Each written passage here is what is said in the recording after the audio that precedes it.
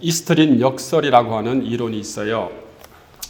이 내용은 인간이 기본적인 욕구를 충족할 수 있는 일정한 소득 수준이 되면은 돈이 행복에 영향을 미치지 않는다라고 하는 그런 이론입니다.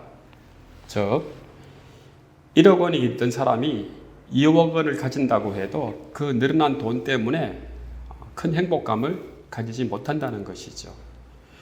이 주장의 근거는요, 한 특원국가를 대상으로 해서 오랜 실험과 조사를 통해서 내린 결론입니다.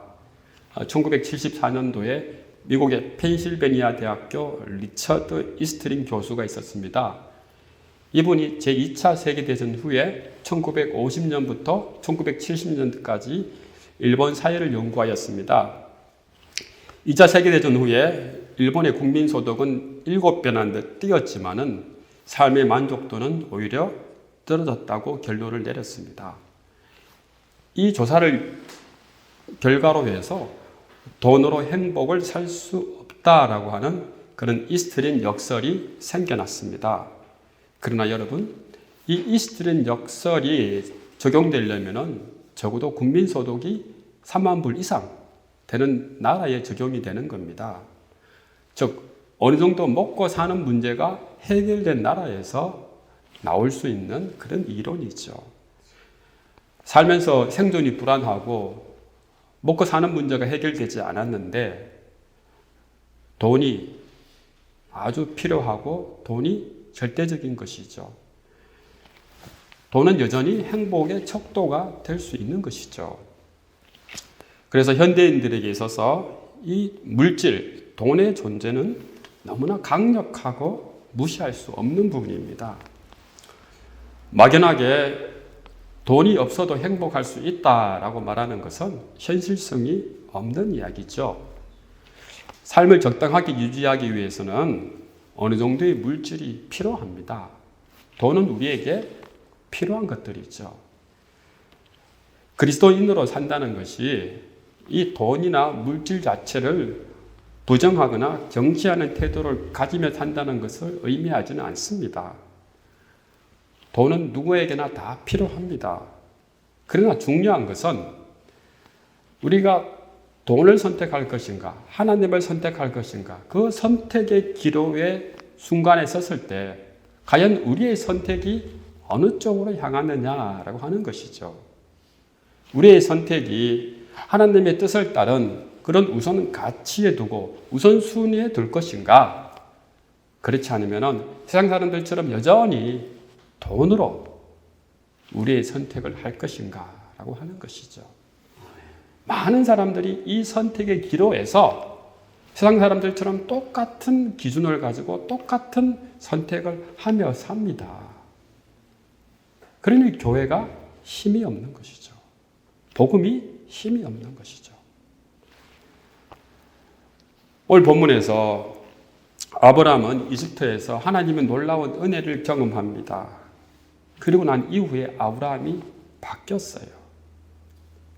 그 바뀐 첫 번째가 바로 선택의 기준이었습니다. 아브라함이 네게부에 임한 기근을 피해서 이집트로 내려갔습니다. 거기서 여러 가지 수욕을 다 겪죠. 그리고 난 이후에 다시 하나님께서는 아브라함을 네게부로 올려 보내셨습니다. 근데 이때부터 아브라함이 다시 새로운 삶을 살기 시작한 겁니다. 우리 창세기 13장 1절과 4절입니다. 아브라함이 애굽에서 그와 그의 아내와 모든 소유와 롯과 함께 네게부로 올라가니 아브라함에게 가축과 은과 금이 풍부하였더라. 그가 네게부에서부터 길을 떠나 베델에 이르며 베델과 아이 사이 곧 전에 장막 쳤던 곳에 이르니 그가 처음으로 제단을 쌓은 곳이라. 그가 거기서 여호와의 이름을 불렀더라. 아브라함이 이집트에 내려갔다가 다시 올라온 지역이 가나안 남쪽 네게부 지역이에요. 근데 하나님께서는 참 놀랍게도 아브라함이 이집트에서 큰 실수를 했죠. 자기 아내 사례를 누이라고 속이고 바로에게 주었죠. 근데 그럼에도 불구하고 하나님께서는 아브라함이 이집트를 떠날 때 큰 복을 주셨어요. 그 복이 뭡니까? 가축과 은과 금이 풍부하게 했다라고 했습니다. 하나님은 이런 분이에요. 우리가 비록 실수하지만 우리의 그 실수를 그렇게 책망하지 않으세요. 오히려 하나님께 우리가 큰 은혜를 더불어서 복을 받을 수 있는 근거가 되는 겁니다. 아브라함이 가족과 가축들을 데리고 베델과 아이 사이에 정착합니다. 이 베델과 아이는 아브라함에게 낯선 곳이 아니었어요. 아브라함에게 아주 익숙한 곳입니다. 왜 그렇습니까? 아브라함이 하나님의 약속을 쫓아서 가나안 땅에 처음 들어왔을 때 머무러 온 곳이 바로 이 베델과 아이였어요. 아브라함은 가나안 땅에 도착하자마자 여기서 단을 쌓았습니다. 그리고 여호와의 이름을 부르면서 하나님께 예배를 드렸어요. 근데 아브라함이 이집트에 내려갔다가 다시 이 가나안 땅 베델과 아이 사이로 올라간 겁니다.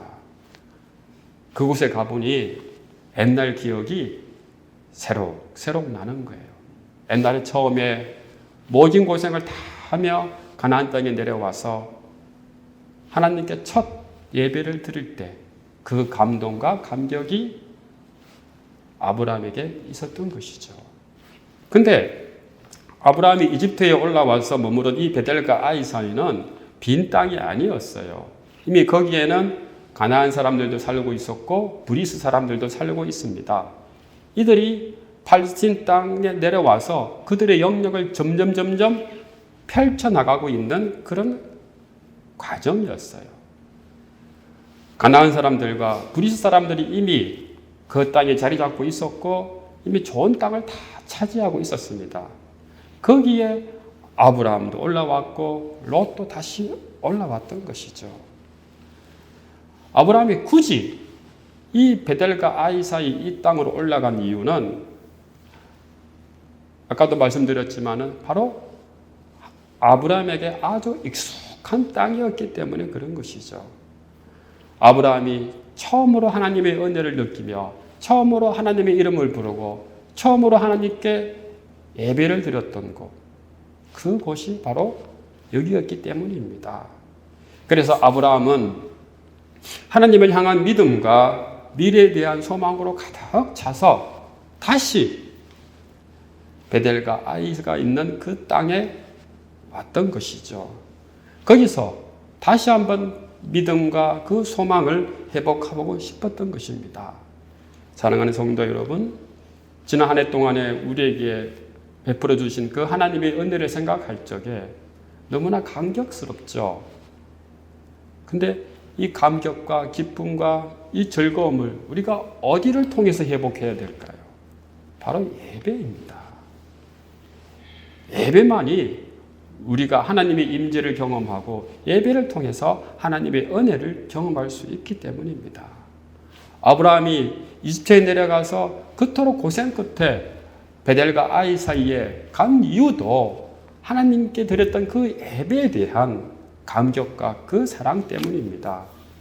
사랑하는 성도 여러분, 우리가 드리는 이 예배가 비록 작고 초라한 예배이지만은 이 예배를 통해서 하나님의 큰 사랑과 은혜를 가득히 느끼시는 저와 여러분 되시기를 주님의 이름으로 축원합니다. 땅은 변하지 않았는데 사람들이 변했어요. 아브라함과 롯이 변했던 것입니다. 어떻게 변했을까요?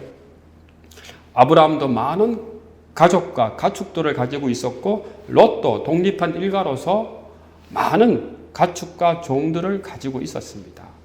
근데 문제가 생겼습니다. 어떤 문제가 생겼습니까? 땅이 좁으니까 아브라함의 목자와 롯의 목자들이 서로 다투기 시작한 거예요. 창세기 13장 5절과 7절이죠. 다 같이 읽어보겠습니다. 아브라함의 일행 롯도 양과 소와 장막이 있었으므로 그 땅이 그들이 동거하기에 넉넉하지 못하였으니 이는 그들의 소유가 많아서 동거할 수 없었음이니라. 그러므로 아브라함의 가축의 목자와 롯의 가축의 목자가 서로 다투고 또 가나안 사람과 브리스 사람도 그 땅에 거주하였는지라. 아브라함과 롯이 있는 이 땅에 이 두 가족만 있었던 게 아니에요. 거기에는 가나안 사람도 있고 브리스 사람들도 있었던 것입니다. 만약에 아브라함과 롯이 땅 문제 때문에 서로 싸운다면 누가 이득을 보겠습니까? 당연히 가나안 사람들과 브리스 사람들이죠.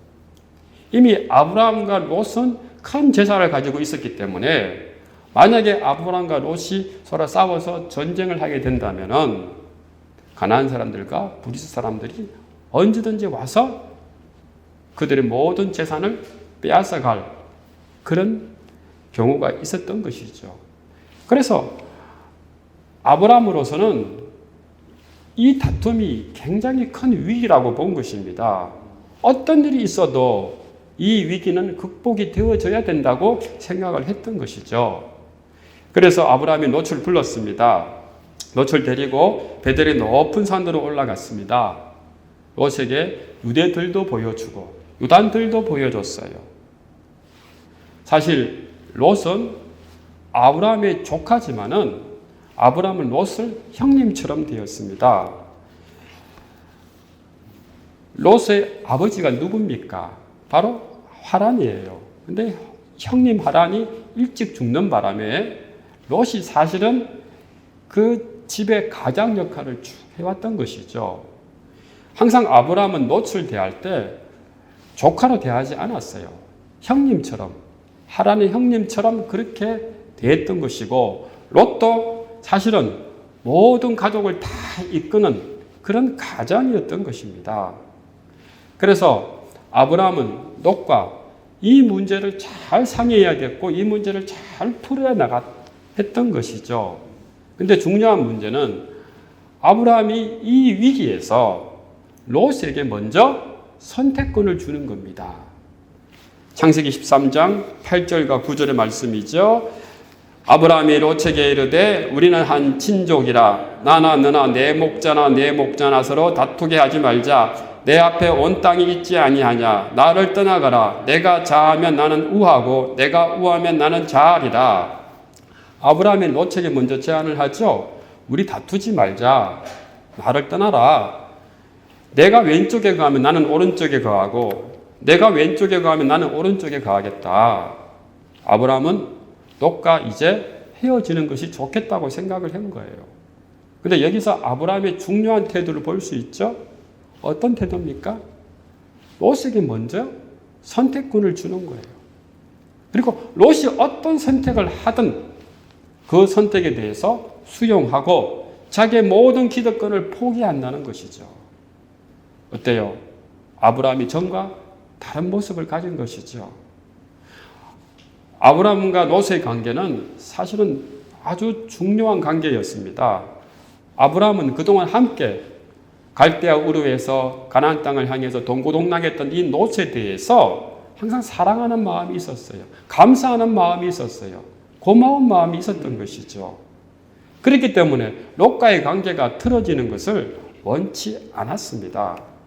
무엇보다도 아브라함은 자기의 모든 이익과 기득권을 다 포기했으라도 롯과의 관계가 유지되는 것을 원했던 것이죠. 그렇다고 해서 아브라함이 선택할 수 있는 다른 대안이 있었던 것도 아니에요. 롯이 요단들을 선택하면은 아브라함은 산지 쪽 나쁜 땅으로 가야 되는 거예요. 이 요단들은 물이 많고 아주 비옥한 땅입니다. 살기에 좋고 농사 짓기에 아주 좋은 땅이에요. 그러나 산지 쪽에 있는 땅은 거칠고 메마른 땅이고 강야가 많아요. 사람도 살기 어렵고 가축도 살기가 어려운 거예요. 근데 아브라함이 자신에게 불리할 걸 뻔히 알면서도 롯에게 먼저 선택할 수 있는 기회를 주는 겁니다. 롯에게 먼저 양보를 하는 거예요. 왜 그랬겠습니까? 바로 이집트에서 하나님에 대한 경험을 했기 때문입니다. 아브라함이라고 해서 생존에 대한 불안이 없었겠어요? 두려움이 있었겠죠. 그러나 아브라함은 이집트에서 하나님에 대한 경험을 했기 때문에 이번 결정만큼은 하나님의 뜻에 따른 그런 결정을 해야 되겠다라고 하는 그런 안목이 생긴 것입니다. 사랑하는 성도 여러분, 우리가 어떤 선택과 결정을 하게 될 적에 그 기준이 무엇입니까? 나 자신의 이익과 나 자신의 기득권을 위해서 먼저 선택을 하는 겁니까? 그렇지 않으면 나보다는 남을 위해서 혹은 하나님 보시기에 좋은 그런 선택을 하는 것입니까? 선택의 기준이 과연 무엇입니까? 오늘 아브라함은 자신을 위해서 선택을 하지 않았어요. 롯을 위해서 선택을 했고 또 롯을 위해서 모든 기득권을 다 포기했고 그리고 난 뒤에 모든 것을 다 하나님께 맡긴 것입니다. 아브라함이 이런 믿음이 가질 수가 있었던 것은 아브라함의 지식이 훌륭해서 인품이 아주 출중해서 그런 것이 아니고 바로 하나님을 통한 그런 믿음이 있었기 때문입니다. 아무리 지식과 인품이 뛰어나도 사람은 본능적으로 자신의 이득을 먼저 생각하게 되어 있습니다. 그리고 자기 생존을 위협하는 일을 피하게 되어 있습니다. 아브라함이 이러한 결정은 자기의 이득과도 멀고 생존에도 위험한 일이었어요. 인간적으로 보면은 참 위험한 일이었습니다. 롯이 요단들을 선택하고 자기는 산지 쪽에 있는 그 거친 땅으로 가야 한다는 그 선택은 참 생존이 불안한 선택이었어요. 그럼에도 불구하고 아브라함은 이 선택을 하는 겁니다. 뭘 믿고 이런 선택을 했을까요? 바로 하나님을 믿고 선택을 하는 겁니다.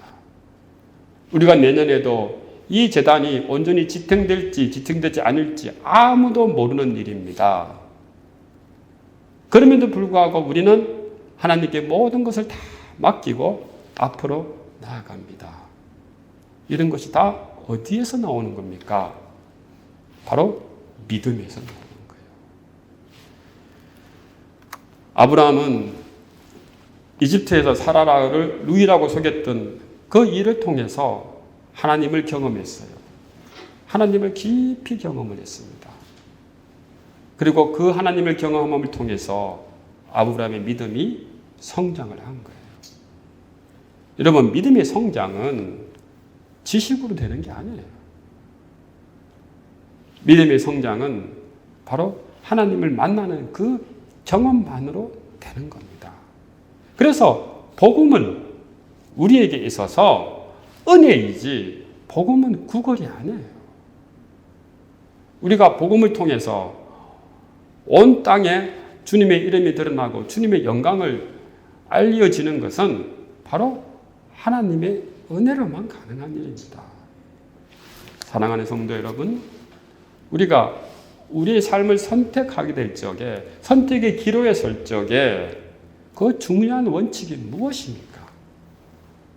지금 내가 살아온 경험입니까? 내가 가지고 있는 지식입니까?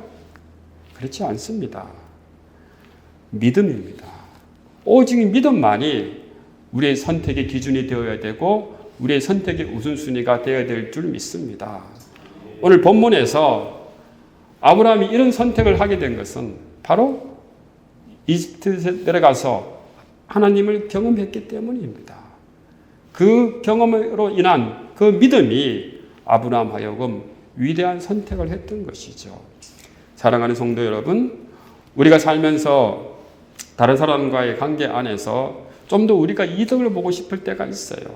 좀 더 내 것을 챙기고 싶을 때가 있어요. 그러나 그것을 다 내려놓고 온전히 주님의 뜻만 챙기는 저와 여러분 되시기를 주님의 이름으로 축원합니다. 오직 주님의 은혜 가운데서 우리를 위해서 온갖 기적들을 다 준비하시는 그 하나님만 생각하는 저와 여러분 되시기를 주님의 이름으로 축원합니다. 아브라함의 제안에 롯이 드디어 선택을 합니다. 어떤 선택을 합니까? 아주 풍요로운 땅 요단들을 선택을 하는 것이죠. 창세기 13장 10절과 13절입니다. 이에 롯이 눈을 들어 요단 지역을 바라본 즉 소알까지 온 땅에 물이 넉넉하니 여호와께서 소돔과 고모라를 멸하시기 전이었으므로 여호와의 동상 같고 애굽 땅과 같았더라. 그러므로 롯이 요단 온 지역을 택하고 동으로 옮기니 그들이 서로 떠난지라. 아브라함은 가나안 땅에 거주하였고 롯은 그 지역의 도시들에 머무르며 그 장막에 옮겨 소돔까지 이르렀더라. 소돔 사람은 여호와 앞에 악하며 큰 죄인이었더라. 롯이 유단도를 선택합니다. 이 요단들을 보니까 소알까지 물이 넉넉하고 풀이 무성했어요. 11절에서 롯이 요단 온 지역을 택하여라고 하는 말이 나오죠. 히브리 성경은 이렇게 이야기하고 있습니다. 이파르로 롯, 콜, 키칼, 하이, 아르벤이라고 표시되고 있어요. 히브리어 성경을 직역을 하면은 이렇게 됩니다. 롯이 자기를 위하여 요단 온들을 선택했다라고 하고 있습니다. 한글 성경에서는 이 자기를 위하여라고 하는 말이 빠져져 있죠. 그래서 롯의 선택이 그렇게 부정적으로 보이지 않아요. 그러나 히브리어 성경을 가만히 읽어보면은 히브리어 성경은 롯의 선택을 부정적으로 얘기하고 있는 거예요. 그를 위해서, 자기를 위해서 요단들을 선택했다. 이 요단들은 여러 성읍들이 살고 있었습니다. 그 성읍들 가운데서 소돔과 고모라가 가장 살기 좋았어요. 왜냐하면 이 소돔과 고모라는 사해바다 가까이 있어서 항상 소금을 차지할 수 있었습니다. 당시에 소금은 아주 귀한 물건입니다. 그래서 이 소금을 통해서 교육을 하고 이 소금을 통해서 부자가 될 수 있는 거예요. 소돔과 고모라는 바로 그런 땅이었어요. 소금도 많았고 그리고 물도 풍성해서 곡식도 잘 자랐습니다. 목축하기 아주 좋았어요. 근데 롯이 바로 이 요단들을 선택한 거예요. 그러나 롯이 보지 못한 게 하나 있어요. 결정적으로 중요한 실수를 한 게 있어요. 그게 뭡니까? 13절에 나와 있죠. 소돔 사람은 여호와 앞에 악하며 큰 죄인이었더라. 히브리어 성경에서는 소돔 라인 외 하타임이라고 이야기하고 있어요. 이 말은 소돔 사람들은 아주 사악하고 큰 죄인이었다. 롯이 유단들을 선택했는데 그 선택 너머에서 이 소돔의 악함은 보지 못했던 거예요. 여기서 롯이 결정적으로 실수를 한 겁니다. 사랑하는 성도 여러분, 우리가 어떤 선택을 할 적에 항상 영적으로 깨어져 있어야 돼요. 그 선택 너머에 하나님의 뜻이 있는가, 악이 있는가, 항상 이것을 깨뚫어 볼 줄 알아야 된다는 거죠. 근데 롯은 그것을 보지 못했어요. 그저 요단의 풍요로움과 함께하고 싶었고 또 요단들에서 세겜 땅이 멀지 않으므로 하나님께서 은혜를 내리시면 자기도 거기서 함께 은혜를 받고 싶었던 거예요. 그러나 사람의 욕심이 이것으로 만족하지 않죠. 롯은 유단들에서 멈추지 않고 점차 아래에 내려갑니다. 나중에는 장막에 살지 않고 소돔에 들어가서 소돔 사람들과 함께 살면서 소돔에서 중요한 자리를 차지합니다. 창세기 19장 1절에 롯이 어떤 위치에 있는지 우리는 알 수가 있습니다. 다 같이 한번 읽어보겠습니다. 저녁 때에 그 두 천사가 소돔에 이르니 마침 롯이 소돔 성문에 앉아 있다가 그들을 보고 일어나 영접하고 땅에 엎드려 절하며 19장 1절 말씀에 성문에 앉아라고 하는 말이 나옵니다. 여기서 큰 성읍의 성문은 기둥, 초소 그리고 사람들이 앉을 수 있는 공터로 되었어요. 이 성문에는 기둥 옆으로 4.6m의 돌로 만든 의자가 있습니다. 롯이 바로 여기에 앉아 있다는 거예요. 이 의자에 앉아 있다는 거예요. 이 의자에 앉아서 뭘 했겠습니까? 백성을 재판했던 것이죠. 백성의 민원을 들었던 것이죠. 그러면 롯이 적어도 어느 정도 위치라는 거 알 수 있겠죠? 소돔과 고모라 땅에서 아주 중요한 지도자의 위치에 있었던 것입니다. 소돔과 고모라의 죄악은 하루아침에 생긴 것이 아니고 오랜 시간 동안에 축적된 것입니다. 롯은 소돔의 악을 봐야 됐던 것이죠. 악에 대해서 민감했었던 거예요. 그러나 롯은 민감하지 못했습니다. 오히려 소돔 땅에 내려가서 중요한 역할을 감당했던 것이죠. 사랑하는 성도 여러분, 오늘날 롯과 같은 그런 그리스도인들이 많이 있습니다. 자기 행복을 위해서 삶의 중요한 선택을 할 때가 많이 있습니다. 그런데 보면은 세상 사람들과 똑같은 선택을 해요. 그리고 그 선택 너머에 있는 악들은, 죄들은 보지 못하는 거예요. 나중에는 그 선택 때문에 모든 것을 다 잃어버리고 망하는데도 그 어리석음을 벗어나지 못하는 겁니다. 롯이 유단들을 선택하고 난 후에 하나님께서 아브라함에게 다시 나타나셨어요. 왜 나타났겠습니까? 아브라함을 위로하기 위해서입니다. 롯이 좋은 유단들을 선택했으니 이제 아브라함은 거친 땅에서 살 수밖에 없어요. 아브라함이 얼마나 불안했겠습니까? 얼마나 생존의 위협을 느끼겠어요. 그래서 하나님께서 아브라함에게 나타나셔서 놀라운 축복을 약속합니다. 창세기 13장 14절과 17절이죠. 롯이 아브라함을 떠난 후에 여호와께서 아브라함에게 이르시되 너는 눈을 들어 너희 있는 곳에서 북쪽과 남쪽 그리고 동쪽과 서쪽을 바라보라. 보이는 땅을 내가 너와 내 자손에게 주리니 영원히 이르리라. 내가 내 자손이 땅의 티끌 같게 하리니 사람이 땅의 티끌을 능히 셀 수 있을진데 내 자손도 세리라. 너는 일어나 그 땅과 종과 행으로 두루다녀보라. 내가 그것을 내게 주리라. 하나님께서 아브라함에게 눈에 보이는 북쪽, 남쪽, 동쪽, 서쪽 모든 땅을 주겠다라고 얘기한 거예요. 뿐만 아니라 자손까지 주겠다고 약속한 거예요. 얼마나 놀라운 약속입니까? 자기는 거친 땅에서 이제 살아야 되는데 생존의 위협을 느끼면서 살아야 되는데 하나님께서 다시 나타나셔서 걱정하지 마라. 내가 너에게 땅도 주고 자손까지도 주겠다. 그렇게 위로하시고 격려하시는 거예요. 사랑하는 성도 여러분, 이런 위로와 격려가 여러분들에게도 우리 교회에도 충만하기를 주님의 이름으로 축원합니다.